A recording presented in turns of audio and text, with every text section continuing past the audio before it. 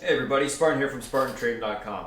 I wanted to hit you guys with a trade review today. In this one, a low float runner with a ton of momentum behind it. The name was ABIO. You can see all the trades and stuff like that there. This is just the plain chart. I want to talk about this trade, what was going on, what I saw, etc. These low float runners, they do happen when they basically get so much momentum, the float just continuously rotates and the stock continues to just squeeze higher and higher and higher and higher. This name itself, I believe the float was like 1.8 million or something like that. It traded, I believe, what was it, 83 million on the day. So the float, you could see, rotated. I think it was actually 1.5 million dollar float. So the float rotated, how many times is that? Let's just calculate it. 62 times. That's insane in terms of volume for that type of a name to trade. I believe the volume was like 6,000 or 7,000% usual as well. So that, obviously you can tell, would cause a ton of momentum to happen. What happens is when the float rotates, it's when the entire shares available to be traded to the public are being changed hands completely that many times.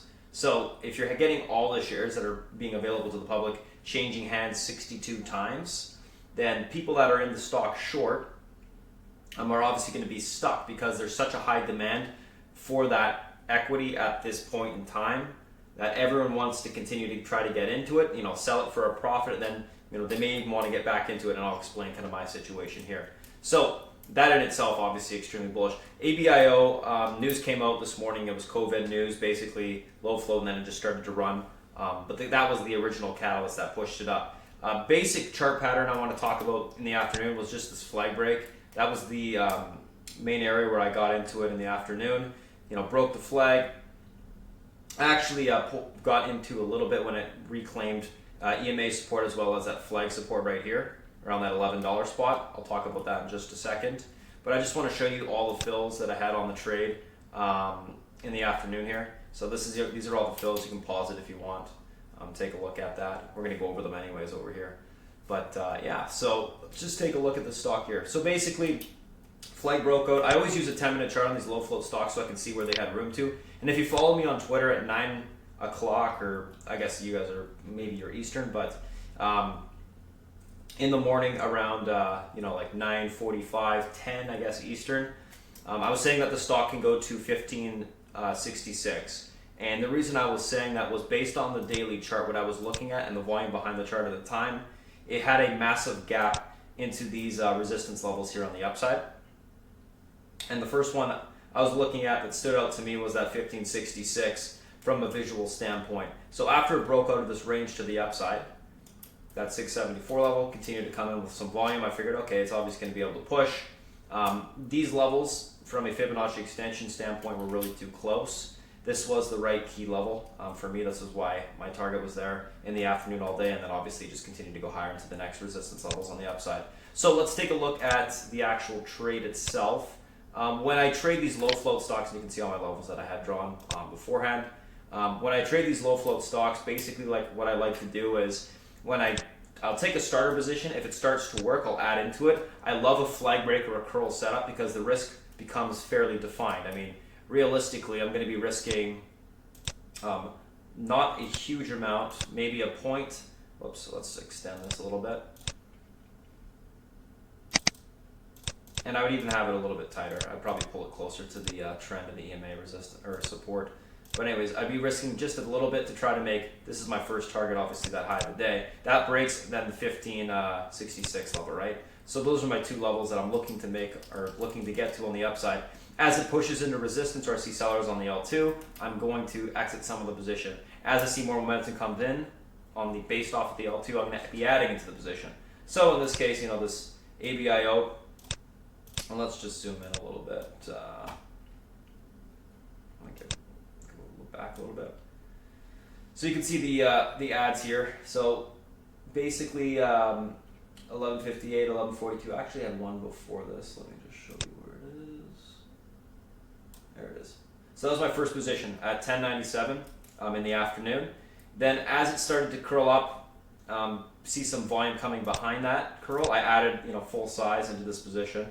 So 1158, 1142, 1157. So that's full size at that point. My average is probably, I think it was like 1140 something. or 1138 something. It was high 1130s basically. As it pushed into the resistance point, obviously that's where I'm going to start to sell some. So, right away up a point and change. Beautiful little push here. And then basically every single time that I saw sellers come in, I was selling part of the position. After it hit the resistance, pulled back a little bit and held it, I went, okay, so it's holding the resistance. That's confirmation that we can see continuation to the upside because we're holding above a resistance level. So I decided to add back into the position, full size. And then as it was pushing higher back or into the next resistance point, I started to scale out a little bit more. Hit that resistance, the 1560 spot, 1566 spot. Pulled back. I actually kind of missed my sell there, so I ended up taking off a little bit more and then holding that core position. And at the average was probably around, I would say 1320 at the time. Held the position, watched it come back into this support here. I was watching the EMAs. I'm looking at this on a 10-minute chart, right? So just remember that. Looking at the EMAs held up, started to push again on a mini little flag break here. You can see that. And as that occurred, I added into the position a little bit more. 1560, 1580s, sold some into the 1650, $17 level. Added some more on the pullback as that held, and this is where I just started to really just trade off the L2. Sold a little bit at the 1630 level. Added to the core at 1697, 1754, 1756. I was back to full size here. Average I think at the time was around like 1520, 1530, and then as it pushed up, I was just selling my entire position into the end of the day. So 10s, 1820, and then the 1966 spot. I had a target, I believe, it was around like 1970 or 1980 anyways. So that's how I was selling that position there. And you can kind of see that, yeah, it did pop a little bit higher, but I sold on that candle where it did pop towards the $20 level because I saw a seller coming on the L2. So I just, unloaded the entire position. At the end of the day, I did take a small piece. I was like, yeah, maybe I'll overnight it, see how it acts in the after hours. It was like a 1/10 size position, and I ended up just getting out after hours because I figured, why even have the stress of trying to trade it again? You had a great day on it, so 1950, and then I sold it at 1880. So point loss on 1/10 size is not much, considering I made 8 points to the upside here. So overall, solid trade. Just wanted to break it down for you guys. Basically, momentum is, momentum trading is mostly based off of price action, the L2, volume, supply and demand. In this case, watching the L2 to see where the buyers are coming in, making sure that they are coming in by watching the time and sales as well. Watching the volume candles to see if they're increasing. If they are, more confidence, more conviction to the upside on this type of a stock. I haven't played one of these low floats in a while, and I don't think I've reviewed one in, God knows how long, so I figured I would do it today. But anywho's, yeah, that's the trade that I wanted to go over, guys. Pretty standard stuff, I think. These aren't, super complicated positions to trade, because realistically, if you're looking at the chart on a bigger time frame, you see the bigger picture. This is why I like to use 10-minute charts. Just a quick note, there's an S3 filed if you guys are watching this video, and it is today on the stock, and it is starting to pull down. So, there may be something going on in that regard right now. I actually don't know. I'm not looking at my Newswire, but yeah, guys, thanks for watching. I'll get this uploaded right away, and I'll talk to you guys next week. Look for more videos weekly, and if you guys have any questions for me, reach out, SpartanTrading.com, or you can email me, Spartan@SpartanTrading.com. Thanks for watching, and I'll talk to you guys soon.